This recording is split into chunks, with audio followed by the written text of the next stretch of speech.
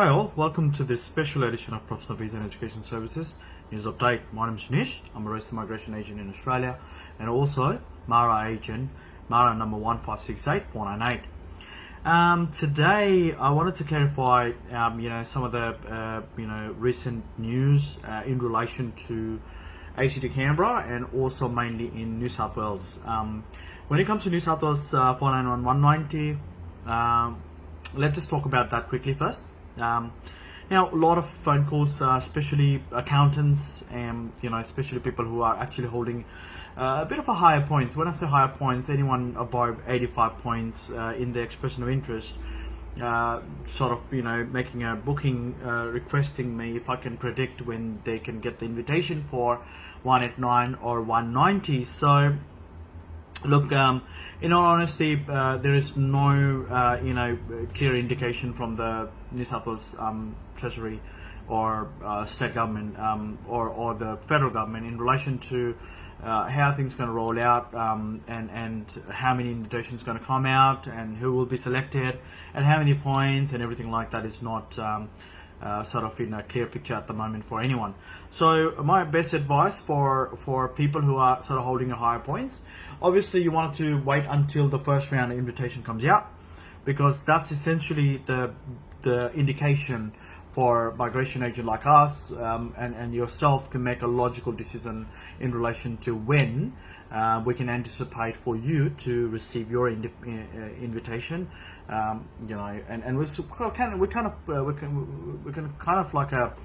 put some logical dates around it. Okay, so that's the messaging. So obviously we wait for the first round of invitation from the state government itself or the federal government, and when we see the stats, and of course with the 190, just be mindful the reports are not normally generated in New South Wales Treasury. Like, it doesn't come out with the reports saying how many people were invited, what sort of occupation were invited. So what we can essentially do is, because of our pool of candidates who's already applied for the nomination with us, when the invitation starts coming out, then we will be able to ascertain the skill set, the points, and the profile of the clients in overall, so that we can actually kind of make some judgment call about your profile if you haven't got the invitation at that point, to sort of guesstimate when would be the timing that you will get your invitation.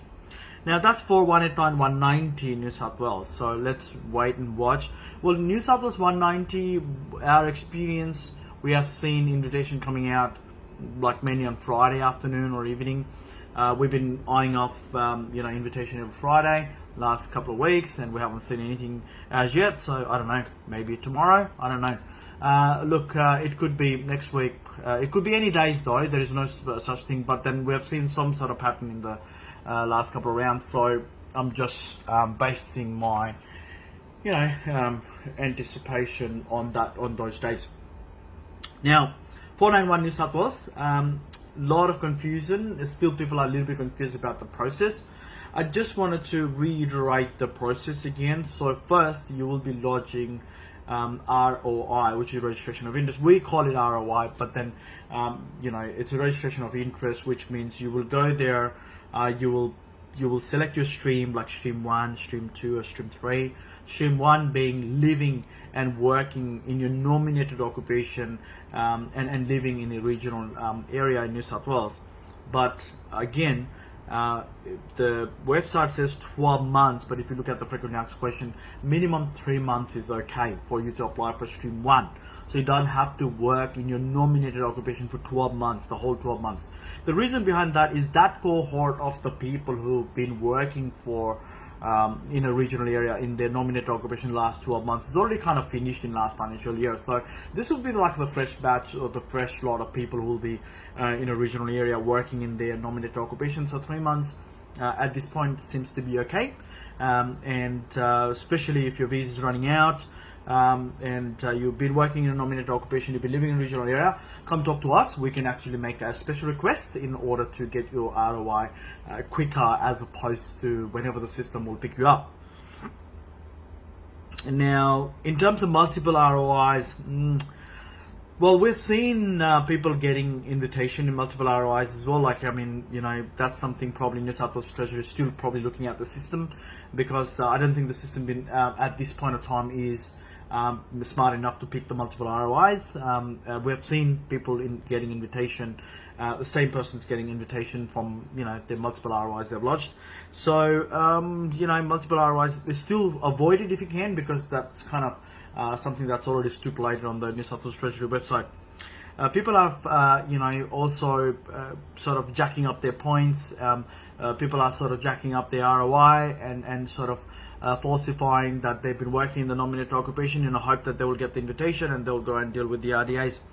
Well, think very carefully, because the whole purpose of this whole process getting changed is because of the integrity issues. So if you jack up your points and if you get selected in ROI, the process doesn't finish there. Like, you have to go and further put the application with the RDA, you know, your preferred RDA, wherever you get that kind of nomination from, and then you will need to be recommended by the RDA back to the Treasury, and the Treasury has to finally give you invitation. So there are a few layers of sanity check about your points, what you have claimed in your EOY, whether or not you're actually working in nominated occupation. This will be all gonna be checked. So please avoid those kind of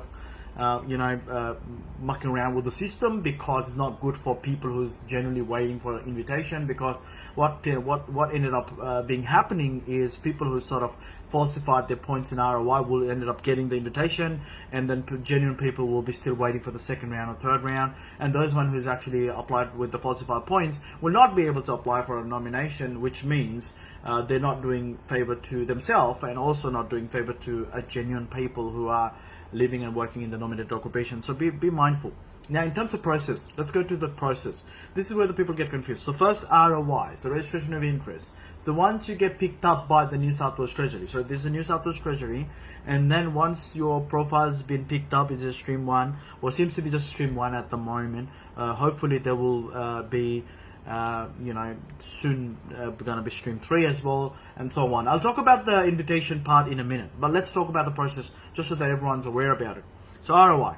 So I'm just going to give you an example of Hunter RDA, for example, Hunter Regional Development Authorities, okay? So Hunter Regional Development Authorities means people who are living in Newcastle and around those areas. Okay, so starting from the ROI. When you lodge the ROI, you will be picked up based upon your how long you've been working there, how long you've been living in a regional area, and overall portfolio.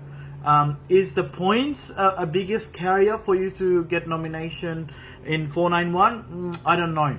It may be a small factor, but if the 491 starts looking at your overall expression of interest points, it kind of defeats the purpose of 189 and 190 overall. So, I mean, 491 is not it's not designed to optimize or maximize the points and be rewarded in that fashion. But anyways, yes, the points system may play a little bit of a role when the New South Wales Treasury is kind of picking up the high caliber candidates. Once it's been picked up, it's just they've been picked up. That's all it is. So there's no validation, there's no verification from the New South Wales Treasury as yet. So the same file will go to the Regional Development Authorities, Hunter Region, for example. So, but remember, with the Hunter Region, there is no straight away applying for application. So you will fill up the IRN number for that particular application. So IRN number means you have to be picked up by the Hunter Region. So once the IRN number is then selected within 24 hours or so, then they will provide, Hunter Region will provide you with the link to make a payment for the RDA fees, which is $880, and then you submit your evidence, whatever you claim on your ROI, you submit together with the email and the payment receipt with the Hunter RDA. Once the Hunter RDA receives it, they will start doing the sanity check and make sure that whatever you claimed your employment is all kind of validated and verified with the employer.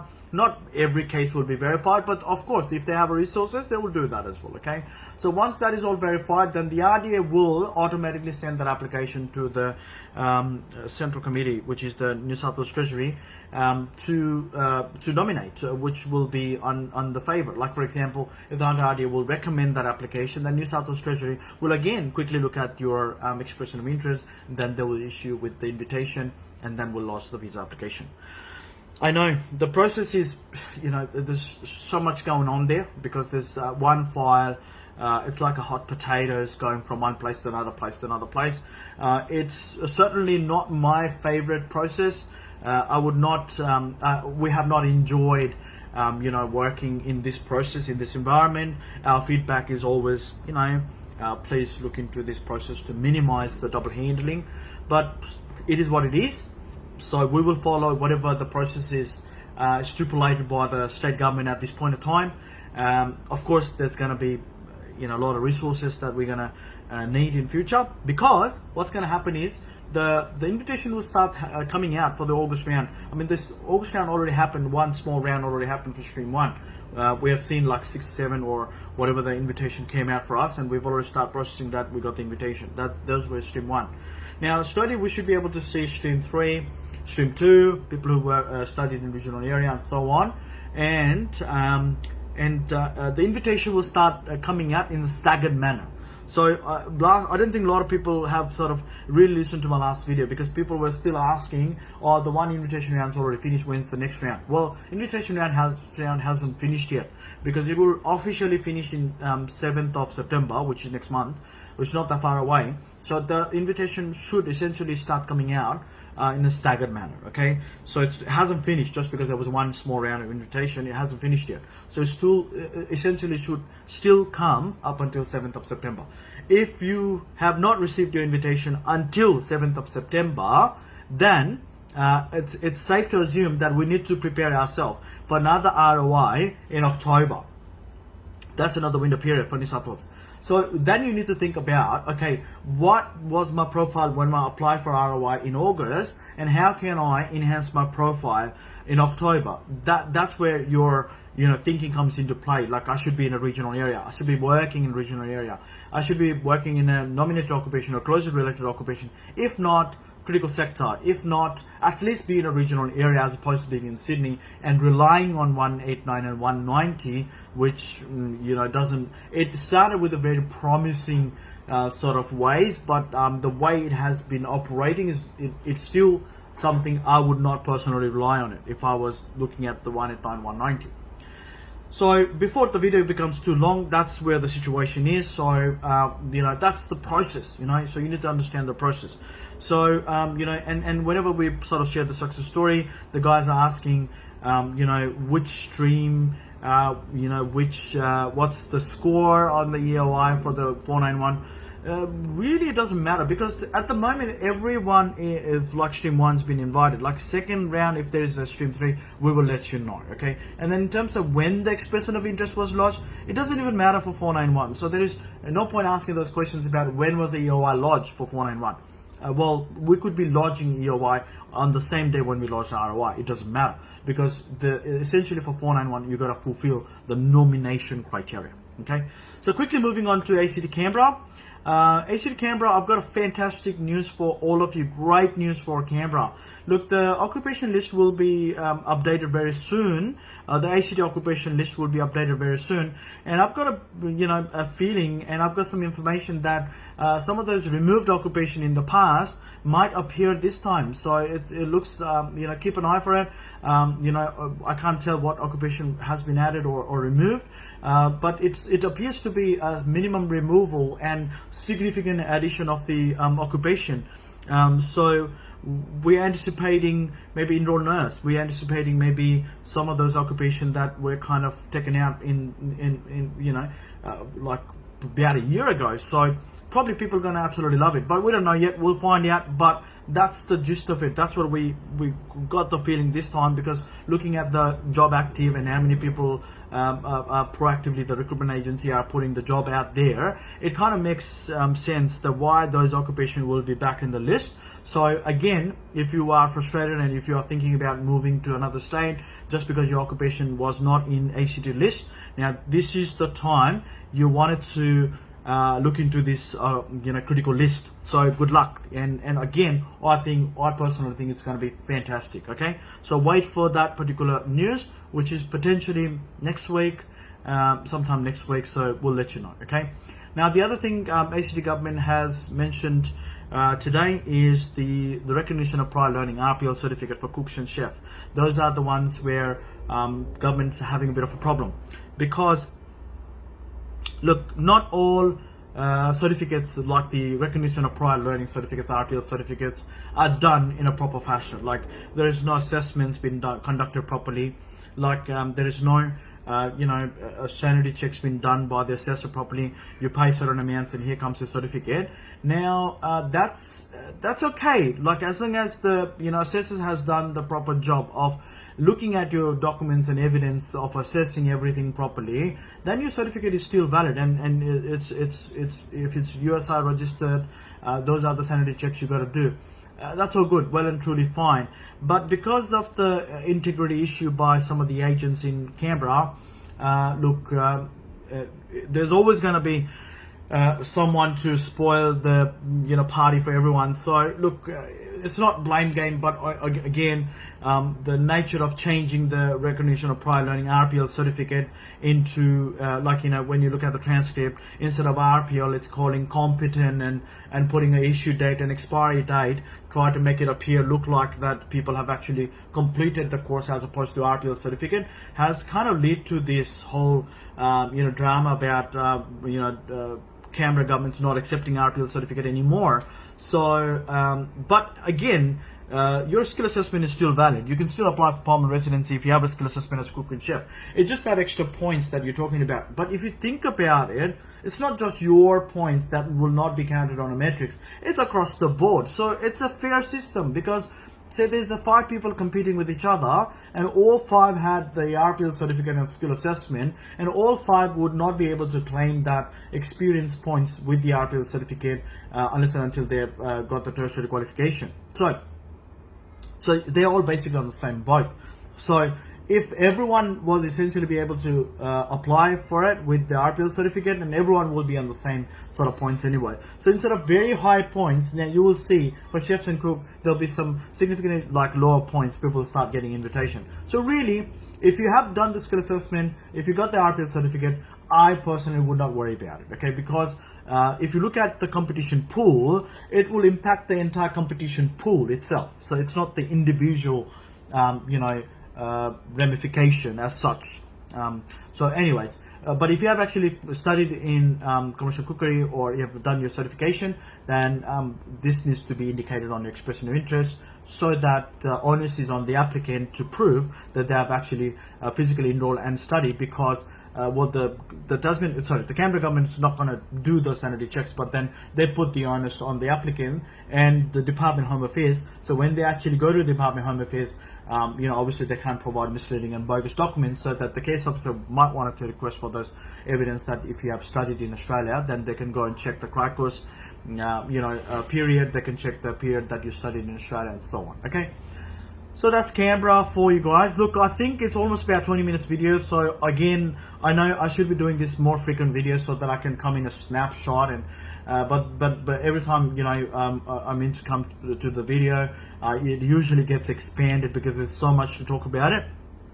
I know you guys are going to write comment about what about Tasmania. We will talk about Tasmania in my next video, okay? There is some changes in the career plans in Tasmania. Western Australia, a lot of people they've applied for express an interest in Western Australia, and then they have got the invitation, but they don't have a job offer letter from Western Australia. They're calling us to say, can you all organize a job offer letter? But we can't do that. And it's not about, again, we need to stop having the mentality of organizing things. So it's not going to work in that fashion, because all governments are against the organized documentation, and that's where the state government will start doing the scrutiny checks, and that's when the profiling is going to go downhill. So if you can't afford to get a job offer, if you can't manage to get a job offer letter from Western Australia, then there's no point applying for expression of interest, because Western Australia has clearly said they would like to see your employment offer letter for at least 12 months in Western Australia, even after you get the first email invitation so that you can apply for nomination. So that's an important point to remember. But again, this video is getting a little bit longer. I'll stop there. So keep watching, keep sharing. I will be back again with more update. I hope you enjoy your week. There's lots of good things are happening in relation to 491 New South Wales and ACT Canberra, so watch this space. Alrighty, well, thank you so much. You know how to contact us, www.provisa.com.au, and also our phone number 02900744409. Stay tuned. We're going to have some more update in relation to these fabulous things that we're doing for our clients in relation to digital space. So we will be bringing out those exciting news very soon. So give us about 14 days, okay? All right then. Well, stay safe and catch you soon. Bye-bye.